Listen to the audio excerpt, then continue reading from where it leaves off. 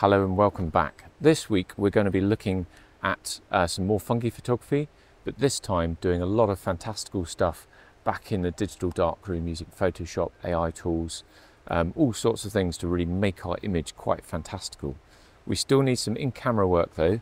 We need the original image that we can work from, and I found this little scene on a curved branch that what I have in my head is being able to introduce other elements in this kind of space to the left of the little mushroom. So I'm going to get a nice base image, and to do that I'm going to use some focus stacking, which if you haven't seen that, have a look at some of the previous videos to work out how to do that bit. And I'm going to do a little bit of light painting around there as well, so that we've got options when we get back to base.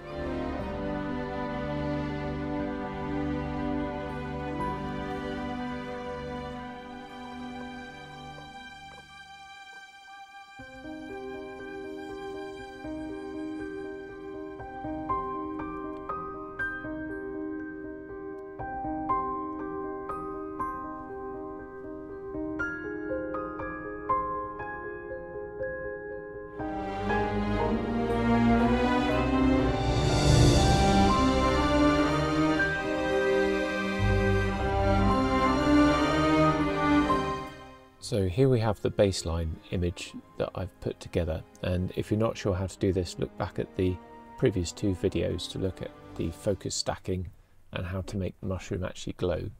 So I kind of skipped ahead and put this all together, so I'm going to open this up in Photoshop now. So in Photoshop 24, which has come on a little bit from the beta version with its AI tools. So I'm going to show you some of the things that potentially we can do, and I'm sure others will be finding the same, but I find that these AI features haven't quite developed to the point that they need to be yet. So sometimes they work brilliantly, other times they are very, very hit and miss / completely laughable. But let's see, let's see what it can do today. The other thing is I created a finished image, but I have no idea with the AI whether this will come out the same as the previous time that I did it. So let's see what it comes up with. So what I want in this space beneath the cap of the mushroom is a Halloween monster, it being Halloween today. So I'm going to see what it can come up with that. A strange sort of spiky thing. Oh, he's quite fun. And that, I mean, that is just terrible. If we just zoom in on that for a moment, let's just appreciate. I mean, what even is that? But if I go back to this little fella, he's not terrible. They've at least lit the head, and there's a bit of blending going on with the tree trunk. Actually, the lighting in this, I don't particularly like the monster, but the lighting is pretty good. But it's bent the tree trunk in. I'll probably go with this one. Not as good as the test one that I did, which is interesting because I've typed in exactly the same thing, so it will come out differently each time. But that's still pretty impressive that you can literally type in Halloween monster, and boom, there he appears. So I'm going to keep him for the time being because it does the job to sort of demonstrate what we're doing. I've got a little bit of natural bokeh in the background, light spots. But I'd like to increase that. So what I'm going to do is just create a selection for the background, which I think actually I could have just typed in select background, but now that I'm doing it, let's just do it this way. And what I would like here is golden, oops, spell it right. Golden, soft, light. Okay, see how it does with that. Oh, it's interesting. It's introduced what looks like mushrooms in the background there on that one. Scroll through, see what else it's got. That's not too bad. I could live with that. And that's a bit harsh. It also hasn't edged around here very well. So we could fade that in, but I think as a quick win, Probably this one works the best. So the fun part of this is that you can just play about it. It is frustrating sometimes.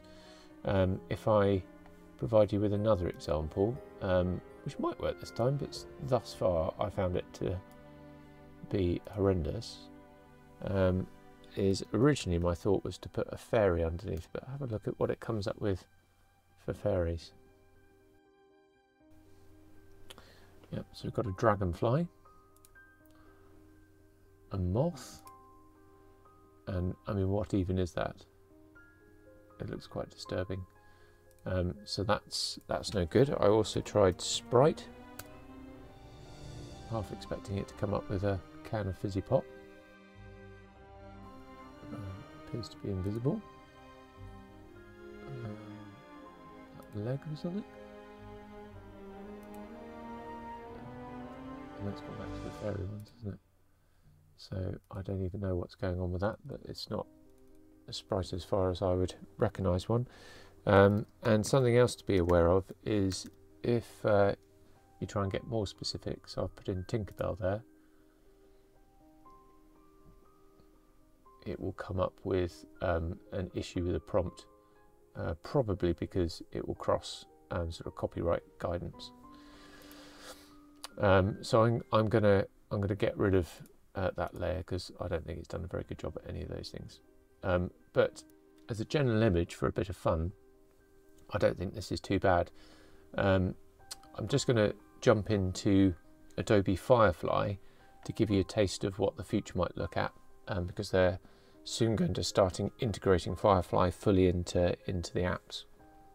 Typing a simple line like glowing sprite in woodland scene gets you this kind of image, and hopefully soon, when they fully integrate this technology and it's emerged a bit more, this is the sort of thing that we'll be able to do natively in Photoshop and other Adobe apps. All that work that we put into glowing mushrooms, and you can just type in glowing mushroom enchanted woodland and this kind of image comes up.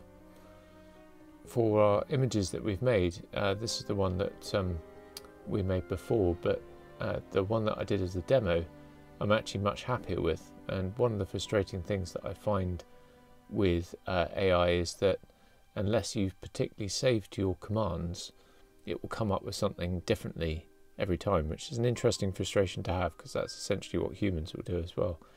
But it's interesting that it's inconsistent every time that we've done it.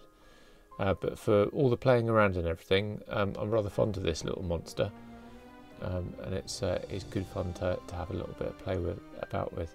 What the future holds and whether it's a good thing or a bad thing, I think only time will tell, but it's certainly interesting the sort of things that we're able to do in modern photography now.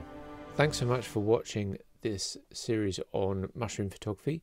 I hope you've learned something, and more importantly, I hope you've been inspired to go out into a woodland near you and rummage around in the leaf litter and find some wonderful little mushrooms that you can photograph to your heart's content. Look forward to seeing you in the next video. Until then, take care.